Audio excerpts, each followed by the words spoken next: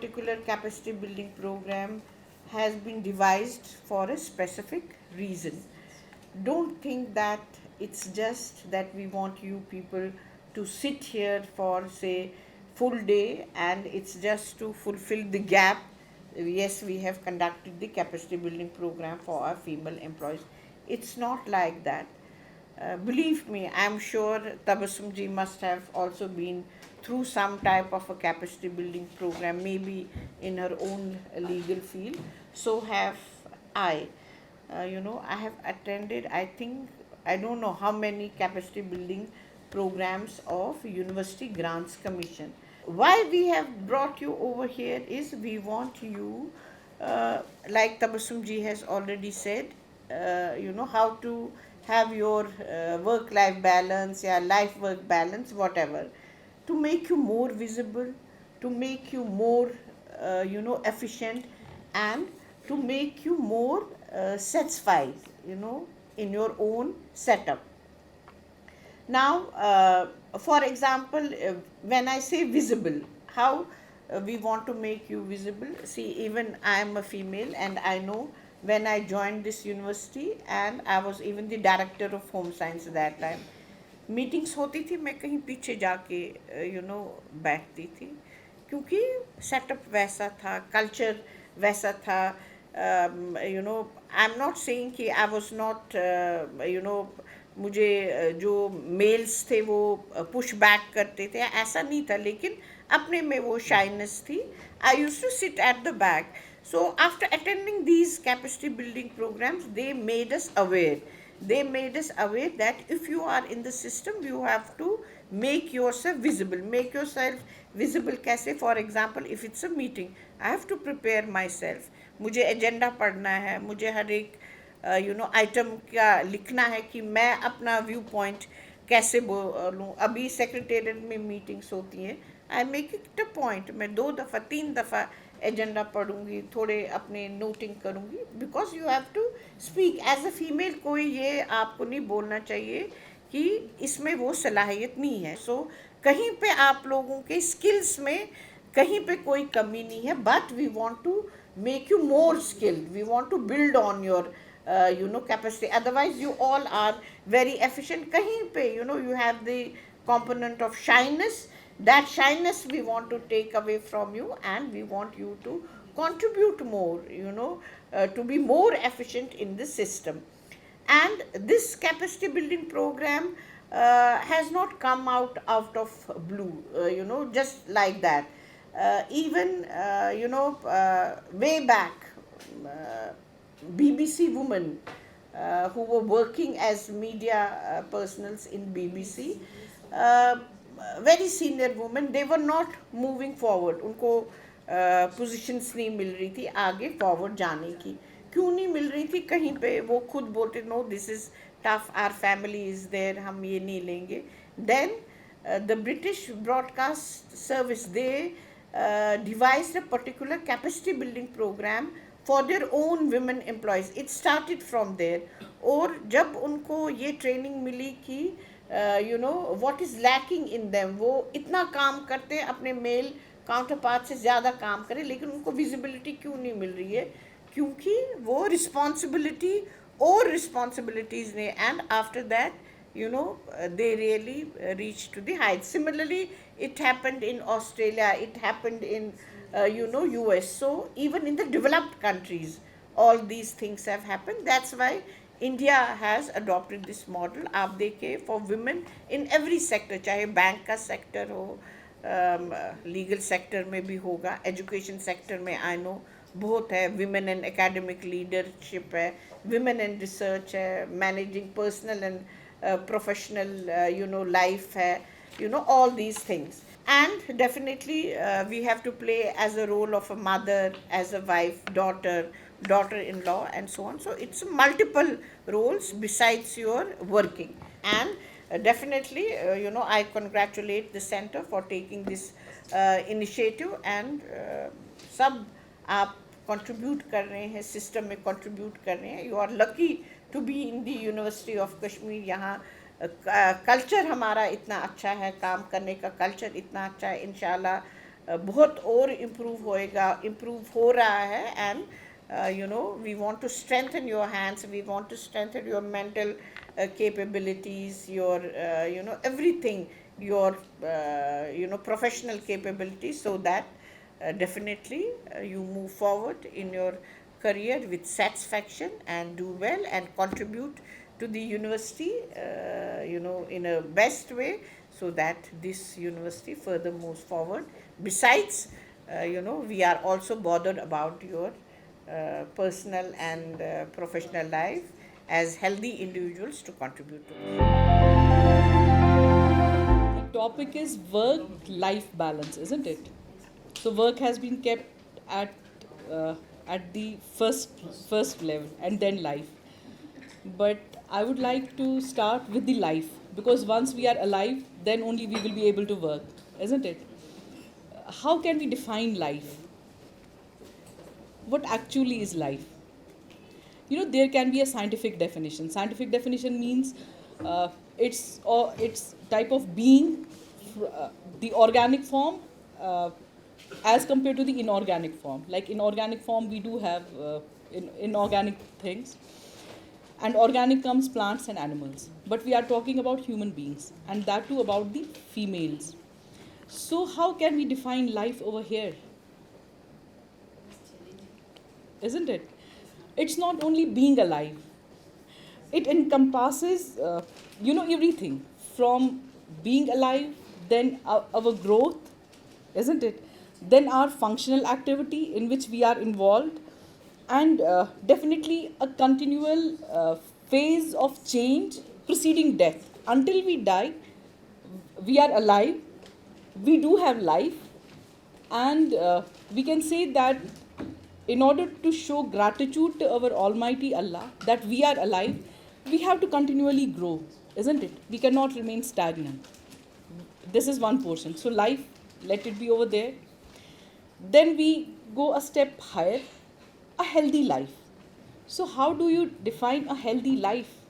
We do have our maybe grandparents or somebody of the old age, maybe above 80, above 85, who definitely are alive, but they are not able to carry out the day-to-day activities also, isn't it? We have to be there to help them out. So now if we go a step further, a healthy life. Now, as per the definition of WHO, health is not only the absence of infirmity or disease, isn't it? It is something which is complete physical, mental, and social well-being. So, three things. First, physical. Uh, Almost all of us are here, so physically we are healthy. Maybe all of us, 80% of us might be taking the blood pressure medicine or something else. But at the end of the day, at 10, we are here, and we seem to be healthy because we do have a physical well-being. We are capable of doing work, so that's why we were able to travel up to this place, so we are healthy. Okay, so one step, we have been able to, yeah. Now, after physical well-being comes the second stage, is the mental well-being. Now, here we do have a very, a thin definition between being burned out because of our work, being stressed out, and still being mentally healthy, isn't it? So this is the point, or this is the stage where the empathetic approach of our employers comes into existence. This time I am in the Kashmir University, so I will take the University of Kashmir as an employer, isn't it? All of us over here are the employees. So we can say a legitimate expectation from our employer that definitely they will take an empathetic approach towards our well-being. See, we have been able to come over here. That means we are ready to work. But deep inside, deep in the subconscious, we do have. Maybe my daughter didn't take lunch, isn't it? Or my son went without breakfast. और जब मैं निकली मेरी सास का mood थोड़ा of था. We do have all these things lingering on, है ना? निकलते टाइम हस्बैंड ने अच्छे से बात नहीं की, सो पता नहीं क्या कहीं ना कहीं गलती हो गई. Once we reach our office, our workplace, So definitely we expect that our immediate boss will be understanding, and maybe they will have an empathetic approach. But if we get a negative approach from that also, even if we were, we had come to the office prepared to work and give our 100%, but because of all these attitudes, जो हमारा वो जोश था 10%, 20%, 30% कम होते होते 40% पे आ गया. Our batteries are down. So how to pep up? How to be again available to all the persons who definitely have expectations from we people, isn't it? Be it our family, be it our colleagues, or be it our, the persons for whom we are working. So here we can say that although being financially or economically independent definitely makes us empowered, isn't it? But it should have been in the minds of all other people how to deal with the empowered woman, isn't it? How we also have to adjust ourselves while dealing with the empowered women. Like Professor Nasir sir said, with due respects to him, that I start my work, I start my day at 9. Yes, definitely for all the males, they start their day at 9. But for most of the females who are of our age, our day starts at 5 or 5:30, isn't it? Isn't it? Our day doesn't start at 9. It can never start at 9. It always starts at 5:30. Then only we are able to be here. And definitely we are working almost 3 working days in a single day. One is our morning shift, another is what we are doing at our workplaces, and the one more is the evening shift. Even if we don't want to work that time, even we want to relax, but we do have to relax. But for keeping, now coming, to the that balance portion, the work and life balance. For getting that balance, we cannot do it individually only. Just as it is said that a single sparrow cannot make a spring, or a single flower does not make a garden. Similarly, being a female and being, working outside the home, working in some organization, I cannot get my life and work balance alone. It has to be, it has to be supported by all the, we can say, all the persons who are associated with us, the employers, the family, the kids, everybody, isn't it? Now, as an employer, I remember one instance of the Wipro company. Once the Wipro company started hiring the workforce, they were all in their 20s, isn't it? But after like working for 7 or 8 years, all of them got married. After 2-3 years, they had small kids, and the company headquarters were at Bangalore. So all the workforce which was working with the Wipro company, they were mostly without the family support. They had moved in over there. Now the young couples with small kids, and they started taking offs, often now, because maybe there was nobody to take care of the child, maybe the child was not feeling well, so they started taking offs. Now the Wipro company, they definitely thought that it is going to affect their work culture, it is going to affect their results. So what they did, they came up with an idea, they came up with a solution. They started having a crèche facility within the headquarters only. Crèche facility with, we can say, with the ayahs who were completely trained, and we had some working breaks. The females could take the break of feeding the kids or being with the kids, a limited break of 15 minutes or 20 minutes. But definitely, having that facility over in the headquarters itself, that gave a definite relief to the employees, and we can say that as a result, the work of that company definitely got pepped up. So I can say that, acknowledging this thing, that we need to have a work-life balance, and having a one-day orientation session over here is in itself a recognition that this is an important aspect of our life which needs to be taken care of. I hardly believe that there is any difference between the male and the female staff. Even I am happy to see that the female staff seems to be more dominant. Yesterday we, Honorable Vice Chancellor and me, we visited a number of departments. and mostly they were the science departments, starting from the Allama Iqbal library to all the departments. We visited different labs. I was happy to see that in every lab we could find more than 70% of girls. More than 70% of girls. Boys were there also, but I could see more serious were girls. So this is very important breakthrough in our lives, particularly in this women folk. Yes, coming back to the title, uh, yesterday only one female employee came to my office around 5 p.m. with one kind of, I can say that not a complaint, but a grievance. She told me, sir, when I got appointed as a junior assistant long back, 2009, I had a qualification of BSc.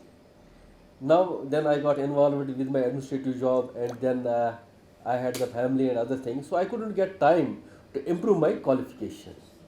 Now, somehow she is doing privately the MA Sociology, something like that. She said that on the first day when I submit the leave, because today was my exam of the third semester, my officer in charge had rejected that leave. Because she has told me that you have 12 papers up to September end, I cannot allow you to avail the leave for 12 hours. I listened very carefully. Then I told her, your grievance is very genuine because everyone has a right to improve his or her standards in every way, whether it is in qualification, whether it is in promotion and other things. Then I gave her a very simple solution. I told her, when is your exam? So it starts at 10:30. For how long? Up to 1:30. Okay, you can have a half day leave. The second half day you can be present in the office so that the work of the office will not suffer. So this was the immediate solution that I provided her, but I could see that the grievance was very much genuine because it was related with the work culture.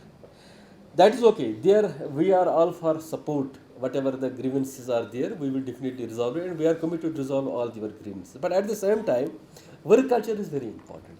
You have to balance between the work culture and your other personal things. See, everyone has personal. There could be hardly anyone who will say that I don't have anything. Everyone has a family, everyone has parents, everyone has relatives, everyone has neighbors, everyone has life, social life. But it should not affect someone's work culture. Work culture is very important. From day one, when I joined as a registrar, I have been repeatedly telling all my colleagues that we should only remember one thing, that we are getting salaries. And on these salaries, we have pump and show. Our relatives, our families, our neighbors call us by a name, madam. That madam is because of our job. Okay? So we have to take lot of care for this job. I have been always repeatedly requesting that kindly do your job very sincerely and honestly. If you will do it, no one in the world will harm you. The idea of organizing this training was shared by the Honorable Vice Chancellor, that how we can organize certain training programs for our ministerial staff, identify the areas wherein we feel that training is required, capacity development is required, and it is in accordance with that we have organized this training program.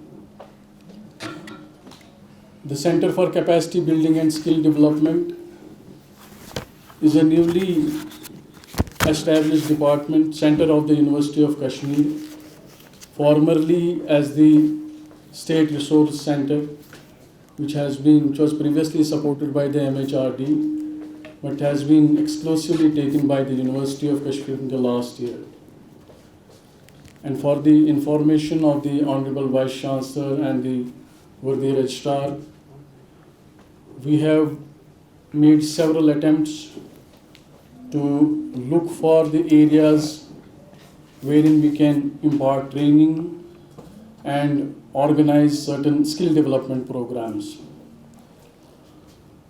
We have been able to collaborate with the CCB, Small Industrial Bank Development Bank of India, where we are presently working in one of the districts of Jammu and Kashmir, where we are organizing the upskilling program for 25 aspiring female entrepreneurs.